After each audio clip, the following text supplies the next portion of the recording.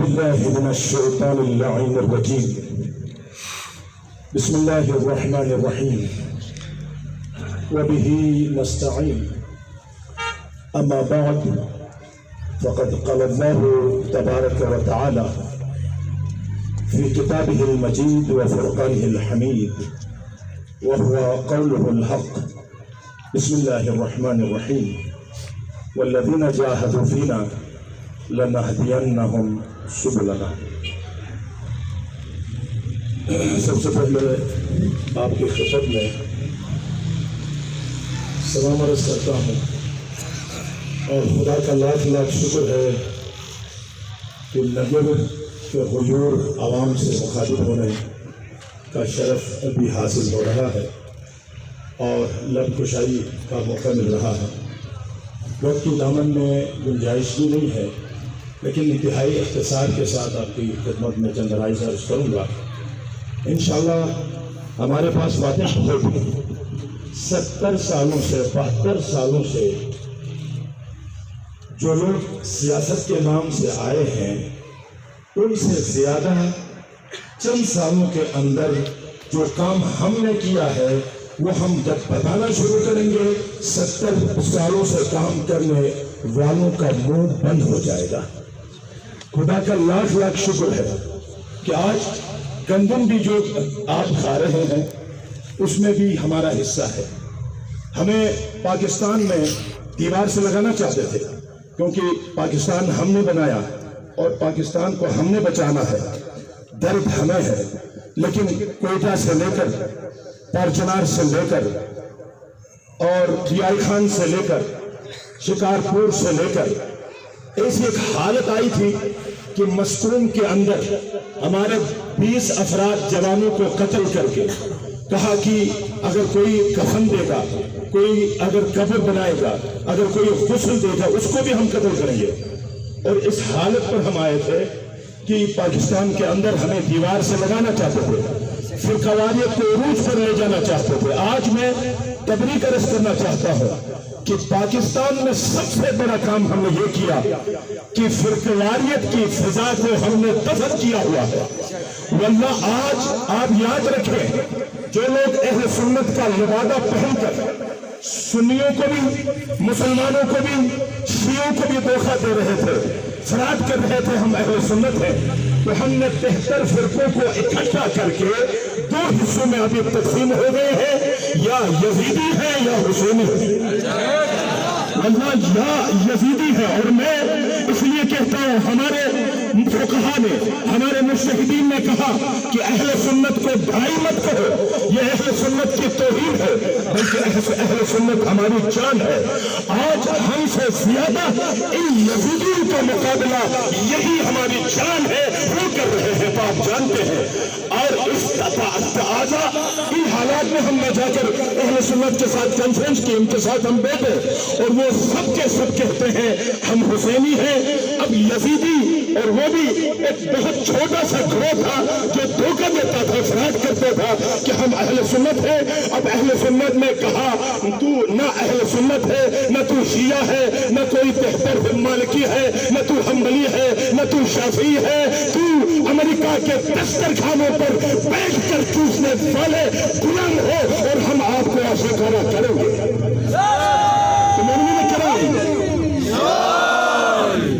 تو مومنین کرام آپ پریشان نہ ہو جائیں. اور ہمیں کہتے ہیں جو لوگ، میں چند باتیں کرتا ہوں ذرا غور کریں، جو لوگ دین کو سیاست اور سیاست کو دین سے جدا سمجھتے ہیں نا وہ 11 اماموں کے قاتل ہیں. اسی فکر میں 11 اماموں کو قتل کیا ہے، اسی فکر میں. اور 12ویں کے درمیان جو رکاوٹ ہے یہی فکر ہے. آپ سے پوچھنا چاہتا ہوں افضل ترین عبادت کیا ہے؟ انتظار فرج. امام زمانے کا انتظار ہے یا نہیں ہے؟ بولو ہے یا نہیں ہے؟ آپ کیوں بلا رہے ہیں امام کو کہ کسی بڑی مسجد میں بیٹھ کر نماز پڑھائے اور یہ لوگ سیاست کھیلیں، یہ لوگ حکومت کریں؟ یا آپ کہتے ہیں کہ امام آئے کہ سورہ زمین میں عدل انصاف کو توڑ کے ظلم کا خاتمہ کرے، یہی چاہتے ہیں نا؟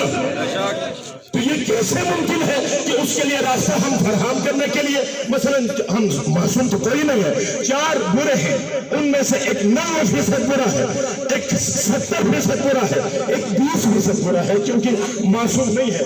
ان میں سے اگر آپ بتائیں 9% برے کو انتخاب کرنے والا امام زمانے کا ہے یا 20% برے کو انتخاب کرنے والا امام زمانے کا ہے؟ بولو ہاں، کم سے کم ترین خطا کار کو آپ انتخاب کریں۔ یہ ہم نہیں کہتے ہیں کہ ہم معصوم ہیں، نہیں، معصوم تو 14 ہے، اگر کوئی 15واں معصوم اگر کوئی ماننا چاہتا ہے یہ ممکن نہیں ہے۔ ہم جب سب کے سب خطا کار ہیں، اب ہم امام کی آمد تک یہ دیکھیں کہ کون ان سب میں سے کم خطا کار ہے، اور ہمیں کہتے ہیں یہ مذہبی لوگ سیاست نہیں جانتے ہیں۔ ہاں تم جانتے ہو، تمہیں قل اللہ بھی نہیں آتی ہو، تم سیاست جانتے ہو۔ عجیب بات ہے، سیاست کے سین سے واقف نہیں ہے، کہتے یہ سیاست۔ ایک آدمی مجھ سے کہہ رہا آپ سیاست جانتے ہو؟ میں نے کہا ہاں، یو کین اسپیک انگلش؟ میں نے کہا کیا مطلب؟ دیکھو نا تمہیں انگریزی نہیں آتی ہے۔ میں نے کہا انا اتکلم اللغة العربی تکلم معي۔ آپ کیا بول رہے ہیں؟ میں نے کہا تو کیا منہ ٹیڑھا کر کے بول رہا انگریزی بولنا سیاست؟ انگریزی بولنا سیاست؟ میں عربی بولتا ہوں، قرآن کی زبان بولتا ہوں۔ دیکھیں یاد رکھیں، ہم اس کی مثال بہلول نے دی ہے۔ میں آپ کی خدمت میں ذرا آپ میں کھلانا بھی چاہتا ہوں تاکہ آپ کھل کر سنیں، اور انشاءاللہ تعالیٰ میں حائل نہیں ہوں گا آگا کے سب کے درمیان۔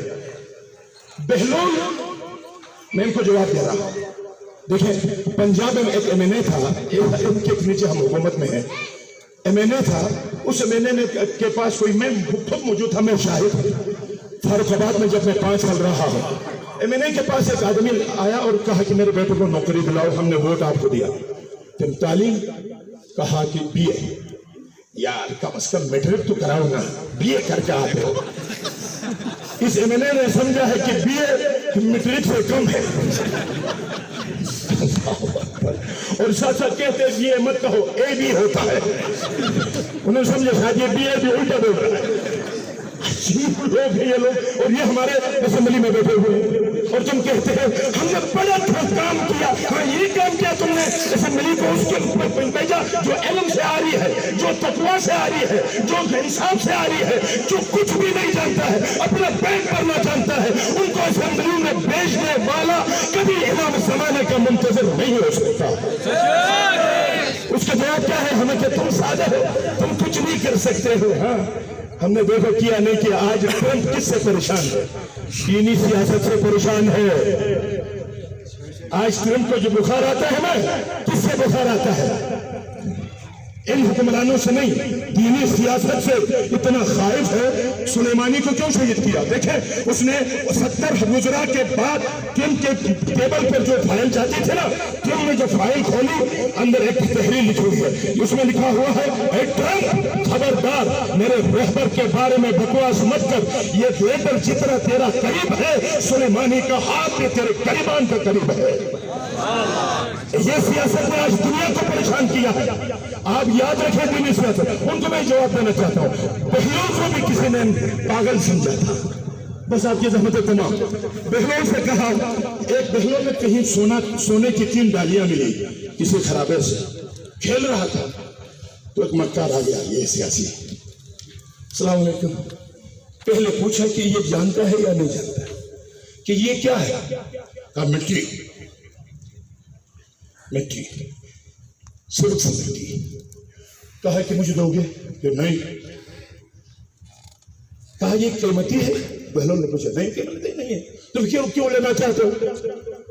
کہتے ویسے بچے کھیلیں گے، گھر لے جانا چاہتا ہوں۔ کہ اچھا، کہ میں نہیں دوں گا۔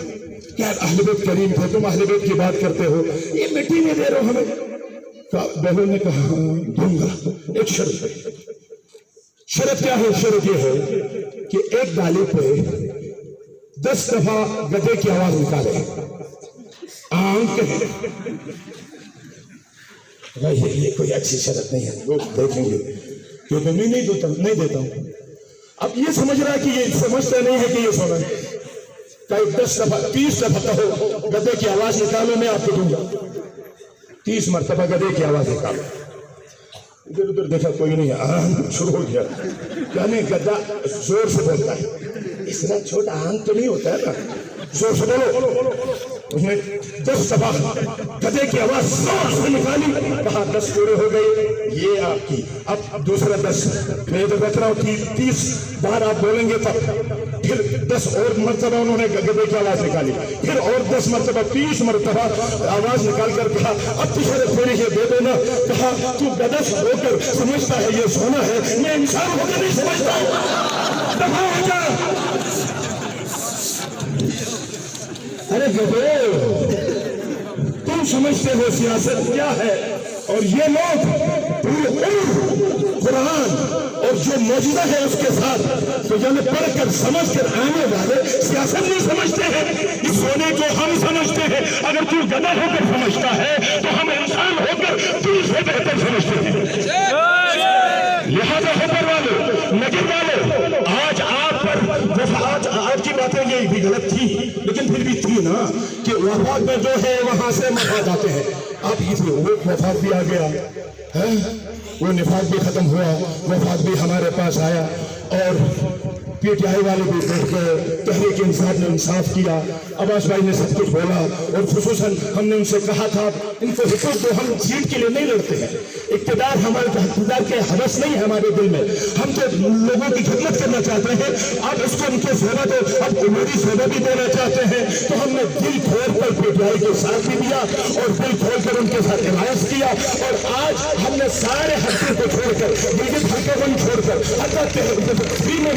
था मैंने पिछले साल ठीक था कि मैं वहां 3 वोट लिए हैं, एक हफ्ते के अंदर 4-5 हजार हमारे वोट थे, लेकिन हमने वो भी इलाके की मफाद तक के वसीतर मफादात के लिए वो भी हमने छोड़ दिया। हम विड्रॉ हो गए सैयद जाफर शाह के लिए, और यहाँ भी गिलगित को भी छोड़कर हमने चॉइस किया है नगर के कई आवाम को, होकर के हल्के नंबर 5 को, क्योंकि ये 5 से भी हमें मोहब्बत है।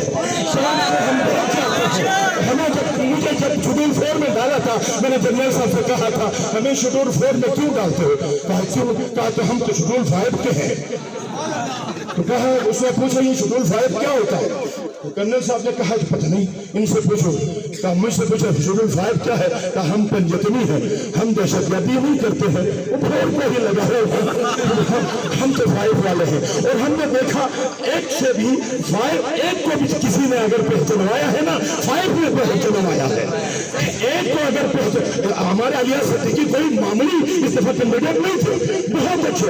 अगर इस दफा इस जज्बे को आपने दफन किया, वल्लाह फिर नगर से सियासत दफन हो जाएगी। वफाद ने एतमाद किया, मजलिस वहदत ने इस्तेमाल किया, कायद वहदत ने आप पर एतमाद किया, हम सब ने आप पर एतमाद किया, हमारे कायद हमारे अली रज़विया यहाँ तक आए हैं आप पर एतमाद करके। आज मैं चाहता हूँ आप सबका फरीज़ा है, आप कोने कोने में जाकर, नगर में जाकर, तमाम 5 के अहल एक हल्के में जाकर आप अपना शरीर वजीफा समझकर इंशाअल्लाह ताला आप अगर साथ देंगे तो इंशाअल्लाह हम हुसैनी से मतलब हम शिया नहीं है, हम शिया सुन्नी हुसैनी मिलकर वो यजीदी जो आज फजाओं में उन्होंने यजीद जिंदाबाद का जो नारा लगाया है ना, उनके साथ पाकिस्तान में हम मुकाबला करेंगे इंशाअल्लाह ताला। इसलिए ये आप हमारे मुस्तक़ीम ने कहा अहले सुन्नत के मुक़द्दसात की तौहीन करना हराम है, हराम है, हराम है। जब हराम है तो हम मुक़ल्लिद है, वो हमारे मुक़ल्लिद है, लेकिन यजीद पर हम कंप्रोमाइज नहीं करेंगे। हमें कहेंगे वहदत के भी उसूल होते, हमें कहें आप किबले की तरफ नमाज ना पढ़े, मशरिक की तरफ पढ़े तो मिल जाएंगे, दफा हो जाए, नहीं करते हैं। क्यों? वहदत के उसूल के खिलाफ है। अगर कहते हैं यजीद से मिलो तो हम, जिनके दिल में यजीद के लिए जर्रा बराबर मोहब्बत है, उनके लिए हमारे दिल में जर्रा बराबर मोहब्बत नहीं है। लिहाजा मोमिन किराम, आज हुसैनी और यजीदियों की जंग पाकिस्तान में छिड़ी है, फिर कमानियत की लानत खत्म हो गई। सुन्नी भी कहता है हुसैन, لمبا حملی بھی کہتا ہے حسین، شابی بھی کہتا ہے حسین، سب کہتے ہیں حسین، ہم سب کہیں گے حسین۔ اور مٹھی پر لوگ جو یزید کا نعرہ لگاتے ہیں پاکستان کی پاک سرزمین میں، انشاءاللہ ان یزیدیوں کو ہم دفن کر کے رکھیں گے۔ بس زندگی زندہ رہو۔ زندگی کیا ہے؟ عناصر کے وجود ترتیب۔ زندگی کیا ہے؟